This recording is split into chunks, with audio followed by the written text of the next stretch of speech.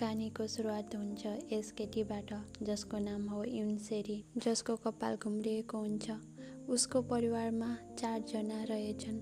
सेरीको twin sister पनि रहे, तर यी दुई ट्विनको न त अनुहार नै मिल्छ न त व्यवहार नै। कति फरक रहेछ भन्ने कुरा त सेरीको कपालबाटै थाहा हुन्छ। सेरी समुद्रमा पौडिन जाँदा उसलाई एउटा ह्यान्डसम केटा देखिन्छ। त्यो केटालाई देख्न साथ एकछिन त हेरेकै हेरे हुन्छन् र अब उनै सेरीको नयाँ क्रस हुन्छ। उसैको लागि आज आफ्नो कपाल सिधा गर्ने कोसिस गर्दैछिन्, तर चराको गुण जस्तो कपालमा स्ट्रेन्जरले कहाँ काम गर्नु।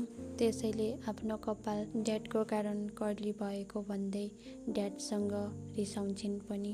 अब दिदीबहिनी त्यो एउटा म्युजिक प्लेयरको लागि झगडिँदा मम भने ठुली छोरी हेरीको साइड लिन्छिन्, यो भनेर कि हेरीलाई पढ्नको लागि म्युजिक प्लेयर चाहिएको हो भनेर।